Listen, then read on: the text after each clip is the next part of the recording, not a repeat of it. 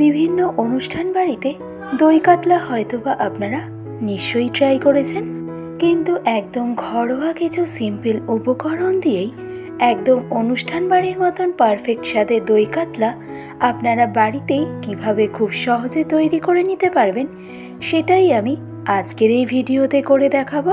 ও সাথে থাকছে অবশ্যই কিছু টিপস। তো তাহলে আমাদের আজকের এই রেসিপিটি শুরু করা যাক। আর আমি প্রিয়াঙ্কা আপনাদের সকলকে আমার চ্যানেল ডিলিশিয়াস রেসিপি বাংলাতে স্বাগত জানাই। তো আমাদের আজকের এই দই কাতলা রেসিপিটি তৈরি করতে আমি এখানে নিয়েছি 4টে কাতলা মাছের পেটি। ওজনে আছে 400 গ্রাম। তবে রেসিপিটি তৈরি করতে গাদার মাছও কিন্তু ব্যবহার করা যেতেই পারে।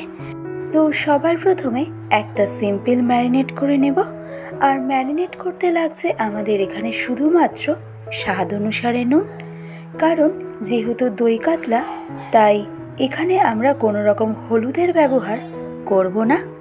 শুধুমাত্র নুন দিয়েই মাছের এপিট ওপিট দুটো পিঠ খুব ভালো করে ম্যারিনেট করে মাছগুলোকে রেস্টিংয়ে রেখে দেবো কমপক্ষে 10 থেকে 15 মিনিটের মতন, যাতে মাছের মধ্যে নুনটা খুব ভালোভাবে যেতে পারে।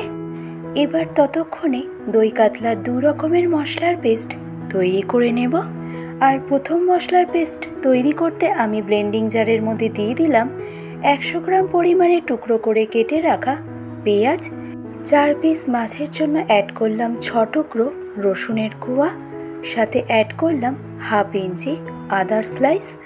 এবার ফাইনালি এই 3টে ইনগ্রেডিয়েন্টের একটা স্মুথ পেস্ট তৈরি করে নেব। আর তাহলেই দই কাতলার প্রথম মশলার পেস্ট কিন্তু একদম রেডি। এবার সেকেন্ড মশলার পেস্ট তৈরি করতে ব্লেন্ডিং জারের মধ্যে আমি নিয়ে নেব 1 চা চামচ পরিমাণে পোস্ত, 1.5 চা চামচ পরিমাণে চালমগজ, 10 থেকে 12টার মতন কাজু বাদাম, ঝালের জন্য অ্যাড করলাম পরিমাণ মতো কাঁচা লঙ্কা, দিচ্ছি হাফ কাপ পরিমাণে ছোট টুকরো করে কেটে রাখা নারকেল, আর সবশেষে অ্যাড করলাম হাফ কাপ পরিমাণে নারকেলের জল। এবার ফাইনালি এই সমস্ত ইনগ্রেডিয়েন্টের থেকে আমাদের ঠিক এরকম একটা স্মুথ পেস্ট তৈরি করে নিতে হবে, যেন এই পেস্টের মধ্যে কোনো রকম দানা দানা একদমই না থেকে যায়। এবার ফাইনালি মেন রান্নাটা শুরু করব। আর তার জন্য একটা ফ্রাইং প্যানের মধ্যে আমি দিয়ে দিলাম 100 মিলির মতন রিফাইন্ড অয়েল। রান্নাটা আমাদেরকে রিফাইন্ড অয়েলেই করতে হবে। তো মিডিয়াম টু হাই ফ্লেমে তেলটাকে খুব ভালো করে গরম করে নেওয়ার পর তেলের থেকে ধোঁয়াটা বেরোতে আরম্ভ করলেই আমি খুব অল্প পরিমাণে একটু রেগুলার সল্ট স্প্রিঙ্কেল করে নিলাম। আর তারপরে আমি অ্যাড করে নিলাম 10 মিনিট আগে ম্যারিনেট করে রাখা মাছটাকে। তো গরম তেলের মধ্যে মাছগুলোকে দেওয়ার আগে আমি অল্প পরিমাণে নুন অ্যাড করলাম একটাই কারণে, এতে মাছগুলো যখন আমরা ফ্রাই করব তখন সে সময় মাছগুলো কিন্তু কড়াইয়ের নিচে লেগে যাবে না। তো এবার মিডিয়াম টু হাই ফ্লেমে মাছের এপিট ওপিট দুটো পিঠ আমাদেরকে ফ্রাই করে নিতে হবে। তবে খুব বেশিক্ষণ সময়ের জন্য কিন্তু একদমই নয়, জাস্ট 2 থেকে 3 মিনিটের মতন। কারণ দই কাতলার জন্য মাছ যদি খুব বেশি ফ্রাই করা হয় তাহলে এর মধ্যে কিন্তু একটা চিউই ভাব চলে আসে। আর তাই চেষ্টা করবেন মাছগুলোকে শুধুমাত্র অল্প সময়ের জন্যই ফ্রাই করে নেওয়ার। তো ফাইনালি মাছগুলোকে ফ্রাই করে নেওয়া হয়ে গেলে এবার এই তেলেই আমি ফ্লেভারের জন্য অ্যাড করলাম 1 টেবিল চামচ পরিমাণে ঘি। আর অন্যদিকে একটা প্লেটের মধ্যে আমি নিয়েছি বেশ কিছু স্পাইসেস, যেমন হাফ চা চামচ পরিমাণে গোটা সাদা জিরে, 2টো ছোট দারচিনি স্টিক, 2টো লবঙ্গ, 3টে রেগুলার এলাচ আর 2টো তেজপাতা। এবারে সমস্ত মশলাগুলো আমি দিয়ে দিলাম তেলের মধ্যে। এবার লো ফ্লেমে 10 থেকে 15 সেকেন্ডের মতন মশলাগুলোকে একটু কুক করে নেব, যতক্ষণ না মশলার থেকে একটা সুন্দর গন্ধ বেরোতে আরম্ভ করছে। আর তারপরেই আমরা অ্যাড করে নেব আগে থেকে তৈরি করে রাখা পেঁয়াজ ও আদা রসুনের পেস্টটাকে। এবার মিডিয়াম টু হাই ফ্লেমে আদা রসুন ও পেঁয়াজের পেস্টটাকে আমাদের খুব ভালো করে কুক করে নিতে হবে, যতক্ষণ না আদা রসুনের থেকে কাঁচা গন্ধটা পুরোপুরিভাবে চলে যাচ্ছে। তাও মোটামুটি এই পেস্টটাকে আমাদের কুক করতে সময় লাগবে মিনিমাম 3 থেকে 4 মিনিটের মতন। আর ফাইনালি আদা রসুন ও পেঁয়াজের পেস্টটাকে কুক করে নেওয়া হয়ে গেলে এবার আমি বেসিক মশলা হিসাবে অ্যাড করলাম 1 চা চামচ পরিমাণে জিরে পাউডার, 1.5 চা চামচ পরিমাণে Kashmiri red chilli powder, taste ব্যালেন্সের জন্য অ্যাড করলাম 1/2 চা চামচ পরিমাণে চিনি, সাথে অ্যাড করলাম স্বাদ অনুসারে নুন। আর মশলাগুলো কুক করার সময় যাতে জ্বলে না যায় তার জন্য আমি অ্যাড করলাম 1/2 কাপ পরিমাণে জল। এবার একইভাবে মিডিয়াম ফ্লেমে ক্রমাগত নেড়ে চেড়ে সমস্ত ইনগ্রেডিয়েন্ট খুব ভালো করে মিশিয়ে নেওয়ার পর মশলাটা আমাদেরকে খুব ভালো করে কুক করে নিতে হবে যতক্ষণ না মশলার থেকে অয়েলটা সেপারেট হতে আরম্ভ করছে। তো মিনিট 4 সময় ধরে মশলাটাকে খুব ভালো করে কুক করে নেওয়ার পর মশলার থেকে অয়েলটা সেপারেট হতে আরম্ভ করলে এবার আমরা দই কাতলার জন্য যে পোস্ত, কাজু বাদাম, চালমগজ, কাঁচা লঙ্কা ও নারকেলের একটা পেস্ট তৈরি করে রেখেছিলাম সেটা আমাদেরকে এই স্টেজে এসে দিয়ে দিতে হবে।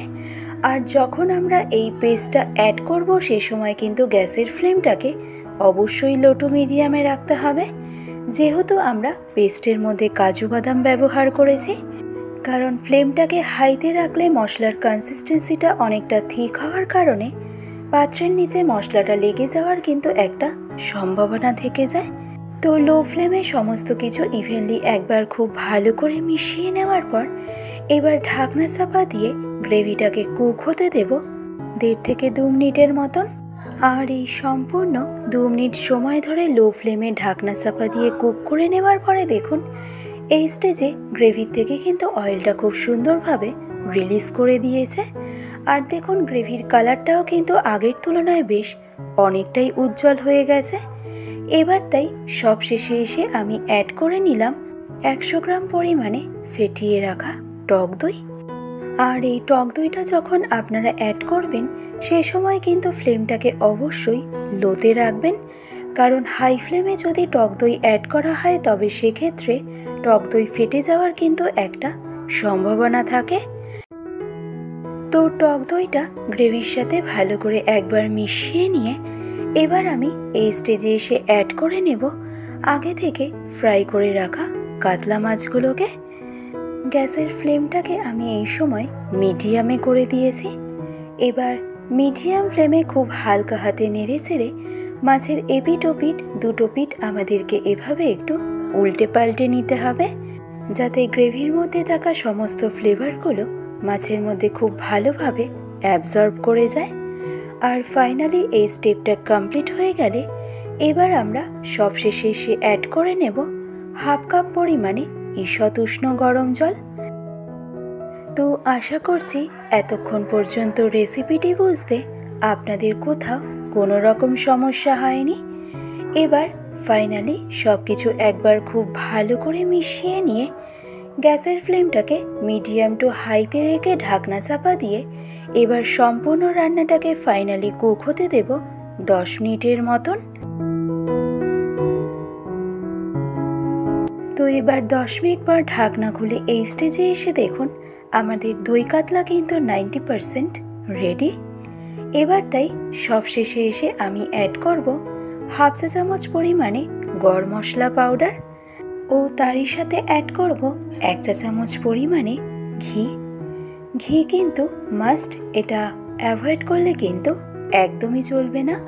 তো এবার এই ঘি ও গরম মশলাটা দই কাতলার সাথে ভালো করে একবার মিশিয়ে নিয়ে সম্পূর্ণ রান্নাটাকে আমাদের কুক করে নিতে হবে আরও 1 থেকে 1.5 মিনিটের মতন, যেহেতু এখনও 10% কুক হতে বাকি আছে। আর এই 1 থেকে 1.5 মিনিট কুক করে নিলেই আমাদের আজকের রেসিপি অনুষ্ঠান বাড়ির মতন দই কাতলা কিন্তু একদম রেডি। রেসিপিটি ভালো লাগলে অবশ্যই এইভাবে ট্রাই করে দেখুন। যে কোনো দিনের লাঞ্চে গরম ভাতের সাথে খেতে কিন্তু অসাধারণ লাগবে। আজকের ভিডিওটি তবে আমি এখানেই শেষ করছি। আবার চলে আসব অন্য কোনো এক রেসিপির আপডেট নিয়ে। ভালো থাকবেন, সুস্থ থাকবেন, ধন্যবাদ।